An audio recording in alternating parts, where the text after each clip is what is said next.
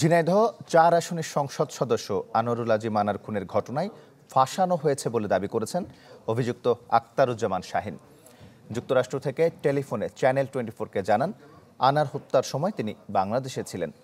অস্বীকার করেন ৫ কোটি টাকায় কিলিং মিশন চুক্তির খবর। তানিম রহমানের রিপোর্ট। ওয়ালটন ফ্রিজ কিনে অনেকের মতো আপনিও হয়ে যেতে পারেন মিলেনিয়াল। সেরা পণ্যের সেরা অফার। নিখোঁজের সপ্তাহখানেক পর ভারতের কলকাতায় ঝিনাইদহ ৪ আসনে সংসদ সদস্য খুনের ঘটনায় শুরু হয় তোলপাড়। নড়েচড়ে বসে সরকার ও দুদেশের পুলিশ প্রশাসন।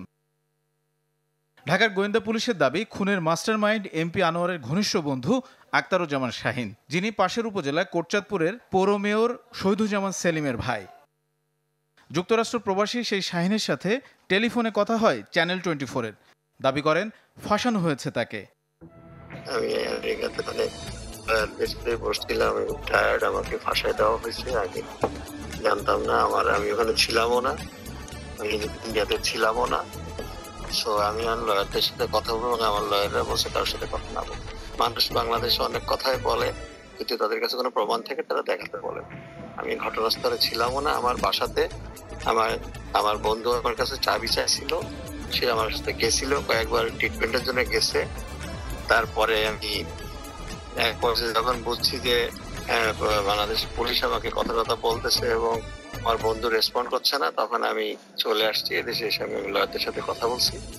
আমাকে এখন বলেছে মাস্টার মাইন্ড, তো তারা আমাকে বলেছে যে তার সাথে কথা না বলতে, এবং বাংলাদেশ সরকার বা পুলিশের কাছে কোনো ডকুমেন্টস থাকলে তারা এখানে দেখ, এখানে প্রমাণ হলে সেটা হবে।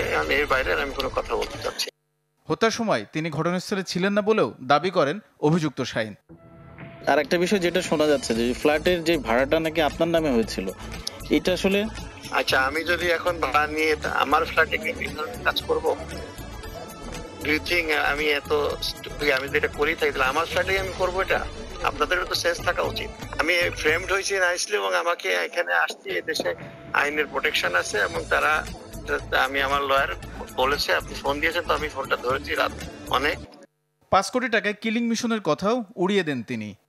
আমার পাসপোর্ট রেকর্ড দেখেন, আমি ঘটনাস্থলে ছিলাম না। আমাকে বলা হচ্ছে আমি নাকি ৫ কোটি টাকা দিয়েছি। কিভাবে আমি ৫ কোটি টাকা দিই? কোথায় পেলাম আমি 5 কোটি টাকা?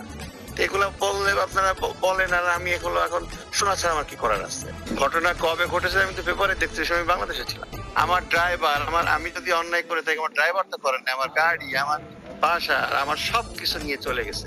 তাই এটা কোন ধরনের বিচার? আমি যদি অন্যায় করে থাকি, আমাকে ধরুক, আমাকে ইয়ে করুক।